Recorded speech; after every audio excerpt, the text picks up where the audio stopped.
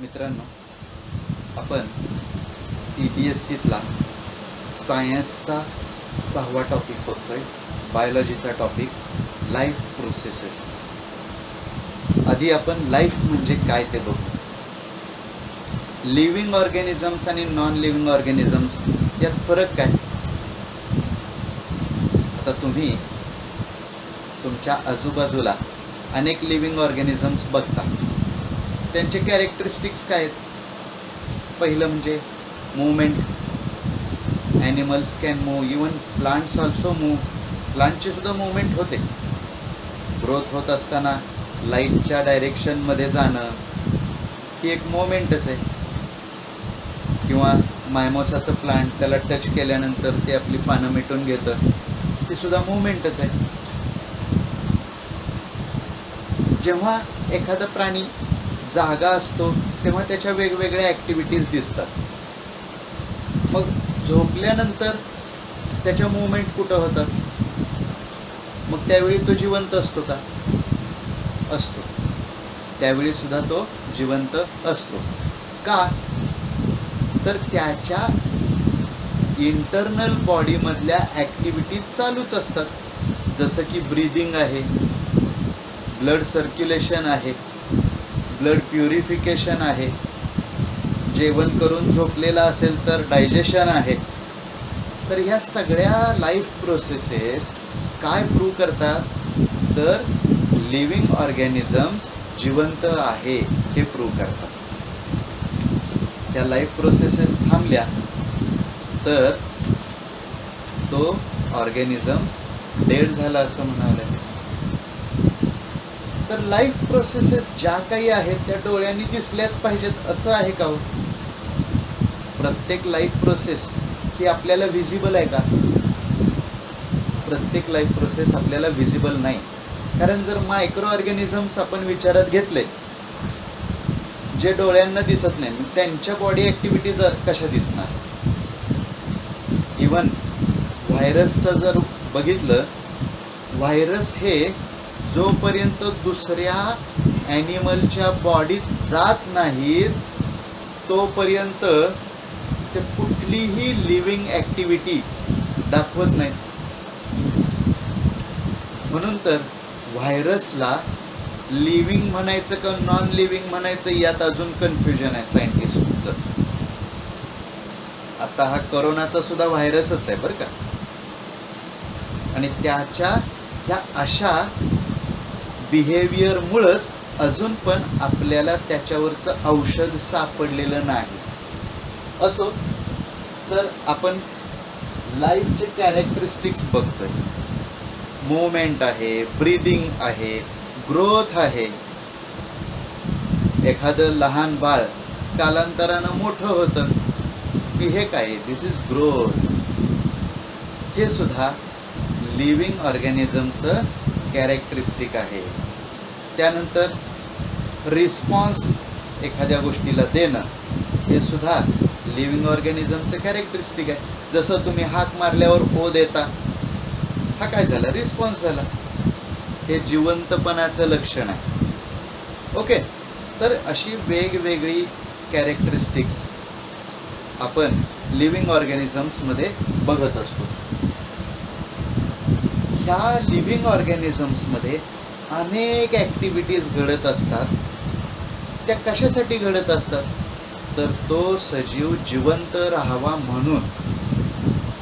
सतत वातावरणाचा जो काही परिणाम होतो, एन्व्हायरमेंटल फॅक्टर्स आहेत, त्याचा बॉडीवरती परिणाम होत असतो. त्याच्यामुळं बॉडीच्या सेल्स किंवा इतर काही डॅमेजेस बॉडीला होत असतात. हे डॅमेजेस भरून काढण्याचं मेंटेनन्सचं काम आपल्या बॉडीला कंटिन्युअसली करावं लागत असतं. आणि हे मेंटेनन्सचं काम करण्यासाठी सतत आपल्याला एनर्जीची गरज असते. ही एनर्जी कुठून मिळते. ही एनर्जी आपल्याला बाहेरून घ्यावी लागते. आपण काय काय करतो बघा. आपलं शरीर जिवंत राहावं याच्यासाठी आपण काय काय करतो. पहिलं म्हणजे जे काही बॉडीचं डॅमेज होईल, शरीराची जी काही झीज होईल ती भरून काढण्यासाठी आपल्याला तसेच काही न्यूट्रिएंट्स घ्यावे लागतील. जसं एखाद्या घराची भिंत आहे, ती भिंत पडली, काही तिथल्या विटा निघाल्या, तर आपण तिथं काय करतो, दुसऱ्या विटा भरतो. तसं आपल्या बॉडीतले अनेक न्यूट्रिएंट्स ह्या बॉडी ॲक्टिव्हिटीमध्ये खर्च होत असतात. तसंच आपल्या बॉडीची जेव्हा ग्रोथ होत असते तेव्हा काय होत असतं, बॉडीचं मास वाढतं. बॉडीत असणारे वेगवेगळे कंपोनंट्स आहेत, न्यूट्रिएंट्स आहेत, जे काही मॉलिक्युल्स आहेत, त्या सगळ्यांची संख्या वाढते. मग हे मॉलिक्युल्स वाढण्यासाठी आपल्याला बाहेरून घ्यावे लागतील. बरोबर आहे का? आपली बॉडी ही ज्या बेसिक कंपोनंट्सची बनलेली आहे, त्यात कोण कोण येतं, कार्बन, नायट्रोजन, ऑक्सिजन, हायड्रोजन, हे एलिमेंट्स आहेत की त्यांच्या वेगवेगळ्या कंपाऊंड्समधून आपलं शरीर तयार झालेलं आहे. मग ह्या शरीराची ग्रोथ जर करायची असेल तर काय करावं लागेल, आपल्याला आणखीन असेच कंपोनंट्स घ्यावे लागतील बाहेरून. आणि हे कंपोनंट्स घेणं म्हणजे न्यूट्रिशन आहे. लक्षात येत आहे? न्यूट्रिशनची गरज का आहे कळतंय? जिवंत राहण्यासाठी जी शरीराची झीज झालेली असते ती भरून काढण्यासाठी आणि बॉडीची ग्रोथ करण्यासाठी आपल्याला न्यूट्रिएंट्सची गरज असते. ते न्यूट्रिएंट्स आपल्या शरीराला बॉडी मास देतात आणि एनर्जी देतात. एनर्जीची कशासाठी गरज आहे? Energy is required for living, growth and maintenance. आणि ही एनर्जीची गरज भागवण्यासाठी आपण ही एनर्जी आपल्या शरीराला मिळवण्यासाठी आपण आपली बॉडी वेगवेगळ्या प्रोसेसेस आपल्या बॉडीमध्ये कंटिन्युअसली घडवून आणत असते आणि त्याला म्हणायचं लाईफ प्रोसेसेस. ज्या प्रोसेसेस आपल्या बॉडीमध्ये कंटिन्युअसली घडत असतात आणि ज्यांच्यामुळं आपण जिवंत आहोत, त्या प्रोसेसेस म्हणजे लाईफ प्रोसेसेस. कळलं का? आता ह्या लाईफ प्रोसेसेस कोणकोणत्या आहेत ते आपण बघूया. यातली पहिली लाईफ प्रोसेस आहे न्यूट्रिशन. न्यूट्रिशन कशासाठी आवश्यक आहे? तर आपल्या शरीराची झीज भरून काढण्यासाठी, मेंटेनन्ससाठी, ग्रोथसाठी, एनर्जी प्रोडक्शनसाठी आपण आपल्या शरीरामध्ये वेगवेगळे न्यूट्रिएंट्स, युजफुल कंपोनंट्स घेत असतो. हे कंपोनंट्स आपल्या बॉडीमध्ये एन्व्हायरमेंटमधून येतात. याला आपण म्हणतो न्यूट्रिशन. न्यूट्रिशन सर्वांना गरजेचं आहे. युनिसेल्युलर ऑर्गॅनिझम असो, मल्टीसेल्युलर असो, प्लांट असो, ॲनिमल असो, मायक्रो ऑर्गॅनिझम असो, सगळ्यांसाठी न्यूट्रिशन गरजेचं आहे. आता न्यूट्रिशन नंतर पुढची गोष्ट आहे ती म्हणजे डायजेशन. हायर ॲनिमल्स जे आहेत त्यांच्यामध्ये, जे आपल्या शरीरामध्ये, ही डायजेशनची प्रोसेस गरजेची आहे. का गरजेची आहे? तर हे जे कंपोनंट्स आपल्या बॉडीमध्ये आपण घेतलेले असतात, हे कंपोनंट्स वेगवेगळ्या प्रकारचे असतात. एन्व्हायरमेंटमध्ये सगळे जे काही सबस्टन्स आहेत आपल्या शरीराला गरजेचे, ते एकाच फॉर्ममध्ये असतील असं नाही. They are present in different forms. जसं की आपल्याला समजा कार्बनची गरज आहे आपल्या बॉडीमध्ये, मग कार्बन आपल्याला कुठून मिळेल? कुठल्याही पदार्थामध्ये एकाच स्वरूपात कार्बन असेल असं नाही.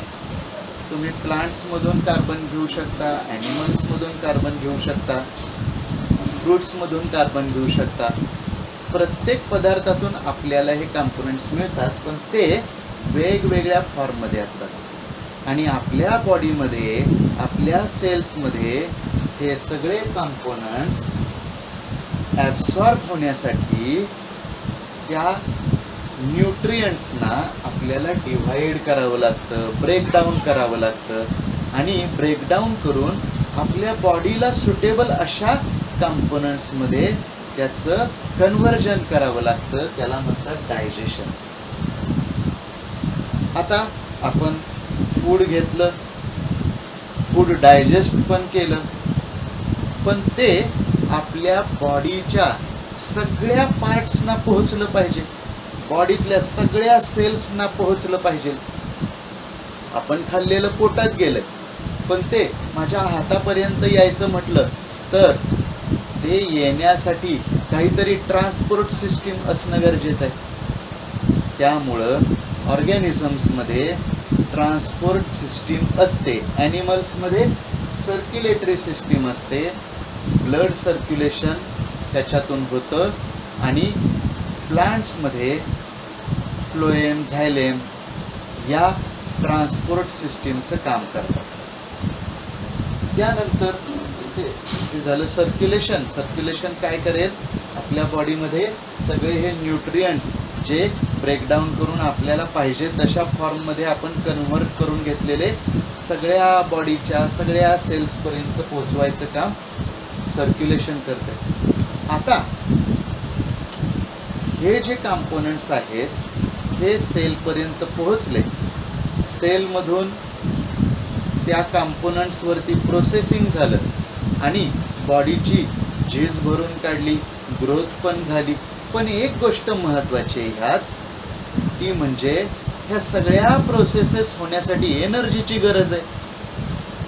आता ही एनर्जी कुठून मिळते, तर ही एनर्जी आपल्याला आपण खाल्लेल्या फूडमधून त्या फूडचं ऑक्सिडेशन होऊन मग मिळते.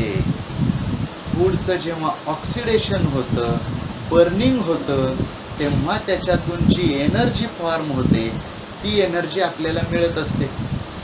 आणि आता तुम्हाला माहिती आहे, कुठल्याही बर्निंग प्रोसेस जी आहे, कुठलीही कंबशनची जी प्रोसेस आहे, त्या कंबशनच्या प्रोसेससाठी ऑक्सिजनची गरज आहे.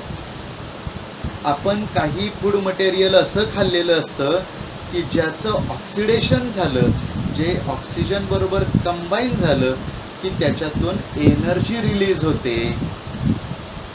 ते फूड आपण बर्न करण्यासाठी, कंबस्ट करण्यासाठी आपल्या बॉडीला ऑक्सिजन देण्याची गरज आहे. आणि हा ऑक्सिजन आपण कुठून घेतो, ब्रीदिंगमधून. ब्रीदिंगमधून जेव्हा आपल्या बॉडीत ऑक्सिजन येतो तेव्हा तो ऑक्सिजन पुन्हा ह्या सर्क्युलेटरी सिस्टीमद्वारे सगळ्या बॉडीला पोहोचवला जातो. बघा, सर्क्युलेटरी सिस्टीमनं दोन गोष्टी केल्यात. एक म्हणजे फूड मटेरियल सगळीकडे पोहोचवलं आहे आणि दुसरं काय, ऑक्सिजन सगळीकडे पोहोचवलं आहे. फूड म्हणजे फ्युएल आहे, इंधन आहे आणि या फ्युएलचं बर्निंग करायचं आहे, त्याच्यासाठी आपल्याला ऑक्सिजनची गरज आहे. आता ऑक्सिजन पण आला ब्रीदिंगमधून आणि फ्युएल पण आलं न्यूट्रिशनमधून. आता त्याचं होतं कंबशन आणि कंबशन होऊन त्याच्यातून एनर्जी रिलीज होते. ह्या प्रोसेसला म्हणतात रेस्पिरेशन. लक्षात ठेवा, रेस्पिरेशन म्हणजे फक्त ब्रीदिंग, ब्रीद आउट नव्हे.